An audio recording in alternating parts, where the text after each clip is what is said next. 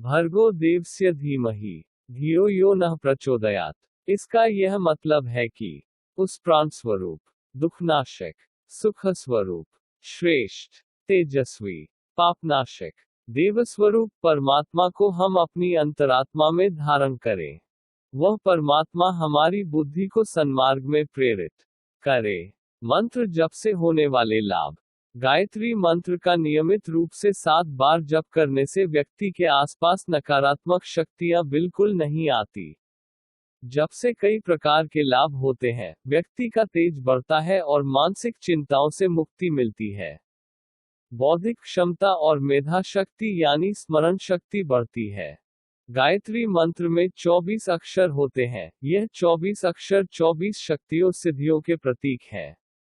इसी कारण ऋषियों ने गायत्री मंत्र को सभी प्रकार की मनोकामना को पूर्ण करने वाला बताया है।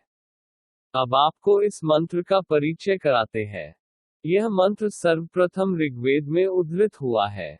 इसके ऋषि विश्वामित्र हैं और देवता सविता है।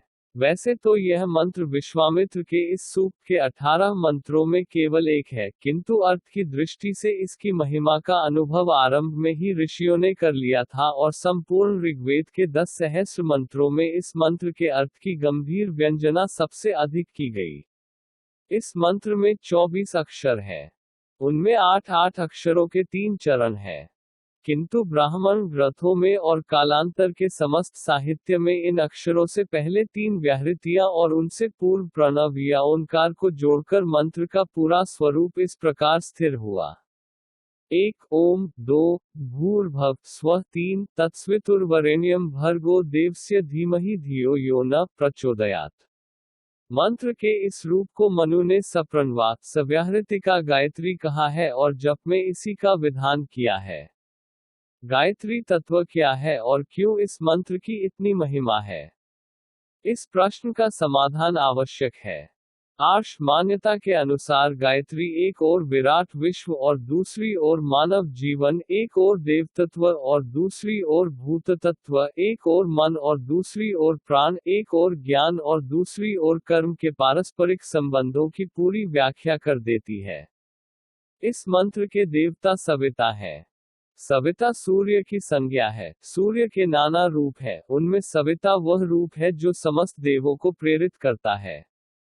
जागृत में सविता रूपी मन ही मानव की महती शक्ति है। जैसे सविता देव है वैसे मन भी देव है।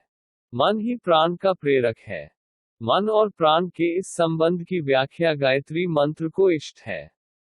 सविता मन प्राणों के रूप में सब कर्मों का अधिष्ठाता है। यह सत्य प्रत्यक्ष सिद्ध है। इसे ही गायत्री के तीसरे चरण में कहा गया है। ब्राह्मण ग्रंथों की व्याख्या है कर्माणि धी, यह अर्थात जिसे हम धी या बुद्धि तत्व कहते हैं वह केवल मन के द्वारा होने वाले विचार या कल्पना सविता नहीं किंतु उन विचारों का कर्मरूप में मूर्त होना है।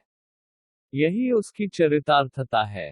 किंतु मन की इस कर्मक्षम शक्ति के लिए मन का सशक्त या बलिष्ठ होना आवश्यक है। उस मन का जो तेज कर्म की प्रेरण के लिए आवश्यक है वही वरेण्य भर्ग है। मन की शक्तियों का तो पारवार नहीं है। उनमें से जितना अंश मनुष्य अपने लिए सक्षम बना पाता है वही उसके लिए उस तेज का वर्णीय अंश है। अतएव सविता के भर्ग की प्रार्थना में विशेष ध्वनि यह भी है कि सविता या मन का जो दिव्य अंश है वह पार्थिव या भूतों के धरातल पर अवतीर्ण होकर पार्थिव शरीर में प्रकाशित हो। इस गायत्री मंत्र में अन्य किसी प्रकार की कामना नहीं पाई जाती।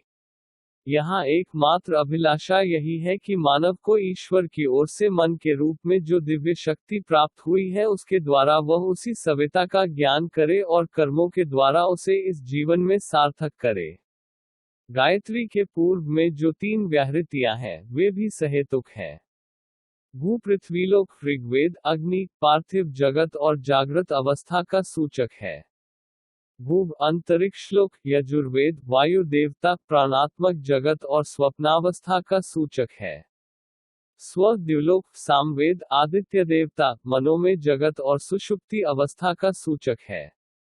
इस त्रिक के अन्य अनेक प्रतीक ब्राह्मण, उपनिषद और पुराणों में कहे गए हैं, किंतु यदि त्रिक के